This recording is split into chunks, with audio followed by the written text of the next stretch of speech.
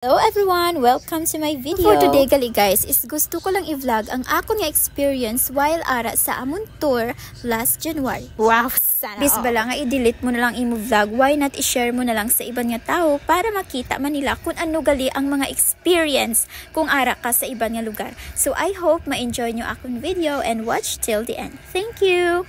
After gali namon guys, mag-assemble sa school upod ang akong mga classmates and teachers is nagbiyahe kami more than 2.5 hours papunta sa Bacolod Port. Siyempre, while ara sa barko, hindi man namon malipatan is mag-video okay para isa naman na karason para malingaw kami at madula ang amon sakit sa ulo while nagabiyahe. Wow! Sana all! After that 24 hours travel namon guys sa to go is nakaabot na kami sa Manila and today mas-start na kami sa amon first destination with manong tour guide nga very ka-entertainer kaayo. So amon first destination gali subong guys is the Plaza de Roma in Maynila. So before entering the church is nag-assemble dani kami upod ang ako nga mga classmates, teachers and tour guide para tagaan kami short history information about sa church kag kung san o ini na build. Amo ni siya gali guys ang sulod sang cathedral and after picture taking namon is natagaan man kami tay mag-pray and also mag-enjoy sang place. Wow! Sana all! And after that wala man namon na miss nga mag-visit sa Intramuros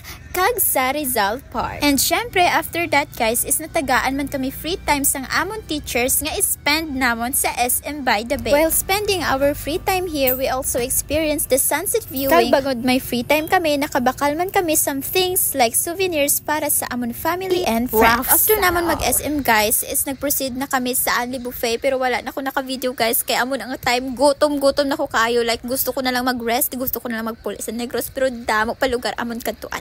So after sa buffet is nagdiretso na kami sa Okada, Manila para ma-experience namon ang ila pa fountain effect nga eksena. Wow! Sana all! Matyagan ko upod ko di subong si Avatar or si Moana, like see the light, see the sun in the sea, it comes a man. Okay, so quick tour sa sulod sang Okada, Manila and after that nag-proceed na kami sang amo next destination which is the Baguio City. From the summer capital of the Philippines, Baguio City. Okay, so after namon makaabot diri guys is nag-proceed na kami dayon sa hotel because grabe nagid katugnaw kaagahon kami nag-abot and that time nag-rest na lang kami sa Makadali and after that nag-breakfast na kami dayon at nag-proceed sa amon next destination. Ayan, wakey super fresh sa Baguio. Wow! Sana all! Okay, so after breakfast is nag-proceed na kami sa La Trinidad para ma-experience namon kag masaksihan namon kung ano ang ila ginatawag nga strawberry farm. And here we are. Welcome to La Trinidad Benguet. Kung diin pwede kita diri makabakal sa mga fresh nga vegetables, strawberry